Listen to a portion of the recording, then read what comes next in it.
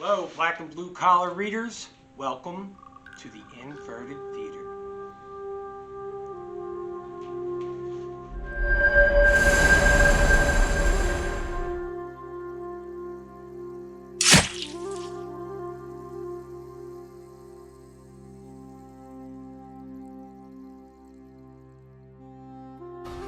What, two-bar Carl's Jr. Wait a minute. That didn't sound right. Check this out, y'all. Read a book, read a book, read 'em up. Book, read a book, read a book, read 'em up. Book. R-E-A-D-A-B-O-O-K. R-E-A-D-A-B-O-O-K. Okay, if you didn't know by the intro, this is going to be a spoiler-free review on The Spear That Cuts Through Water by Simon Jimenez. Folks, this is going to be one of the best books I have ever read, bar none. Have you ever picked up a book and it just spoke to every fiber of your being? It epitomized everything I love in storytelling, everything I love in fantasy, and everything I love in music. Let me explain. Now, there is a certain style or subgenre of fantasy fiction called heavy metal fantasy. Examples of heavy metal fantasy are going to be the Elric Saga by Michael Moorcock, as well as the Manifest Illusion series by Michael R. Fletcher. These books are typically darker in tone, faster paced, lots of action, gore, and viscera, and they typically employ an anti-hero as a protagonist. That protagonist is probably unkept, dressed in a lot of black, has tattoos and earrings, and really epitomizes that heavy metal aesthetic. Now, The Spear That Cuts Through Water has a whole different flavor. One flavor that I'm going to coin as psychedelic rock fantasy. And here's why.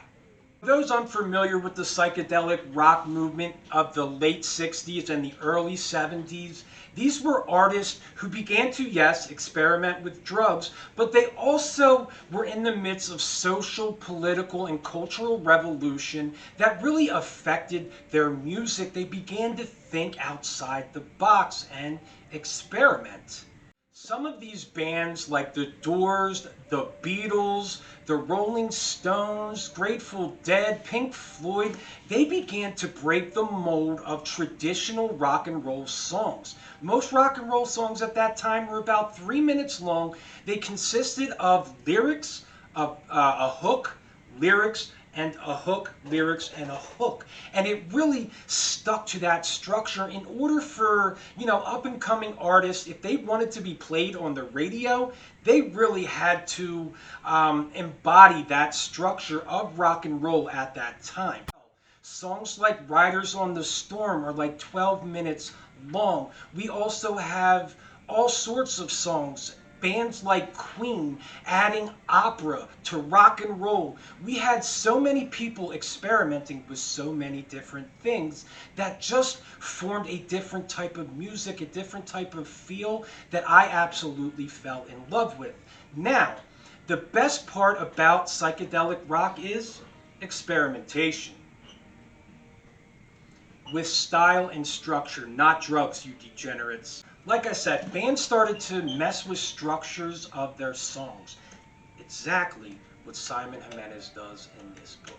Simon Jimenez uses all three perspectives in this book. First person, second person, third person, and he just brings this whole cohesive story together using all these perspectives so perfectly that it was absolutely mind-blowing. And I loved those transitions, those POV changes. Sometimes within this book they could be very abrupt, and at times they could be so gradual that they just melt right into the next perspective, reminding me of one of those psychedelic bands, Pink Floyd. Now, Pink Floyd has about 5 albums that do not have a song break. All their songs just flow right into the next one, just like Simon Jimenez's POV changes within this book.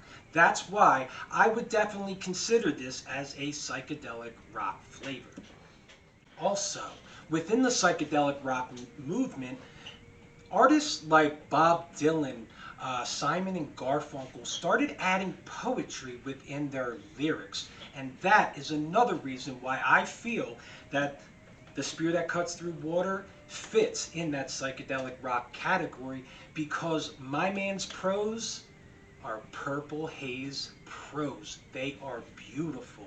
They are melodic, rhythmic, and just perfect. I wouldn't say that Simon Jimenez is a wordsmith, because he doesn't overuse difficult words and he's not too wordy. He just uses the perfect word in the perfect place, making it sound absolutely gorgeous and musical. This whole book has a very musical undertone with descriptions of dance and fighting that he just, describes as musical. And it is absolutely beautiful writing with, as I said, Purple Haze prose. Okay, so a lot of the music in the psychedelic era really incorporated the vibe and the counterculture movement that was going on in the time. Yes, they were preaching love, acceptance, patience, and tolerance, and all this was being added to their music. And these themes of love and acceptance can all be found within this book. There is a setting of an empire that is ruled by the Moon Throne, and this is ruled by Osa. I think I got that name wrong, but the tyrannical leader Osa, it has kept his empire in strife and has ruled them with an iron hand. And this empire is attempting to break away from this tyrannical rule of Assam Osa and his three sons, the Three Terrors. So you do find a lot of these themes of acceptance and family and tradition within this book. That is another reason why I would probably throw this in the psychedelic rock category. Okay, and of course, the one aspect of this musical genre that I cannot ignore, though I'm trying to, is the psychedelic, the surreal, the magical, the tune in and drop out, just played very well in here.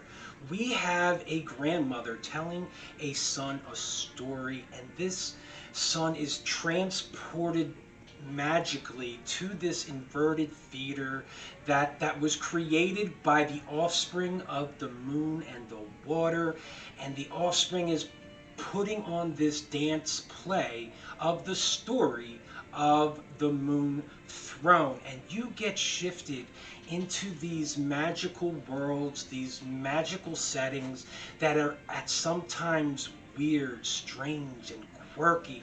I mean, one of the characters in this story is a terrapin with telepathic powers. Have you seen a terrapin in any other place before?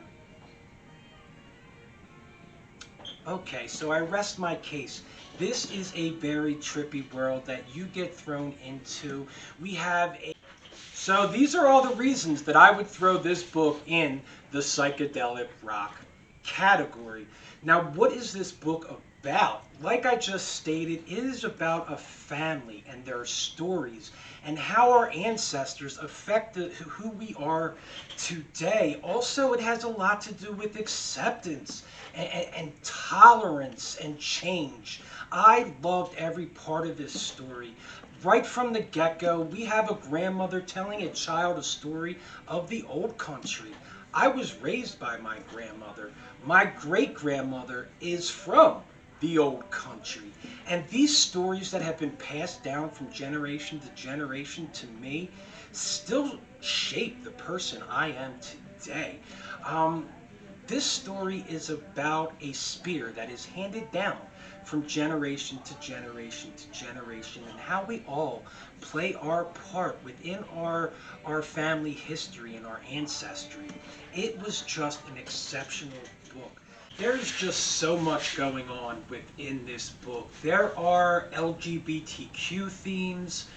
where we have two unlikely warriors and a love story between those two that is absolutely exceptional. We also, one of those characters is physically handicapped. He has one arm. And throughout that whole story, when you're reading this character's part, that character's name is Kima of a Dwari tribe. He has one arm, and throughout the story, it does not even come into play. You start to even forget that this character has a handicap at the end of the story. I loved that part and how Simon Jimenez made a character that is physically handicapped, but made it not even a part of his story. It was exceptionally done. So folks, I guess I'm going to end this video there. Listen, I think this book had such a vibe, such flavor, that I put my own title on that vibe and flavor. If you guys know of any books that could fit into this little niche of psychedelic rock fantasy, you know who to let know, right? Holler at me. Anyway, listen, I am not saying that you have to be a burnt out hippie to love this book, but Be a lot cooler if you did. that was a joke. This book has something for everyone. Please go get this, the books by Simon Jimenez. His first book, Vanished Birds, is exceptional as well. Little less action, little more thematically heavy, but an excellent book nonetheless. And definitely go get The Spear That Cuts Through Water, which is right here. I'm pointing at it like I don't have it. I got it. It's right here. Go get this book. I am doing a read-along on this channel and in my Discord that I'm going to link in the description. Come down to my Discord. Let's read this book on January 1st and start this year off correct. Come down, visit me in the Discord. I will see you guys and we can just chop it up about how much we love this book. Listen, if you don't like this book, don't come there. I don't want to hear it. All right, because I loved it. Guys, I hope you got something out of this video. I appreciate you stopping by. I hope to see you on the read along and in my Discord. But if I don't, I'm going to see you on the next one. So I'll see you guys on that flip side. Peace. Everything that happens is motivated.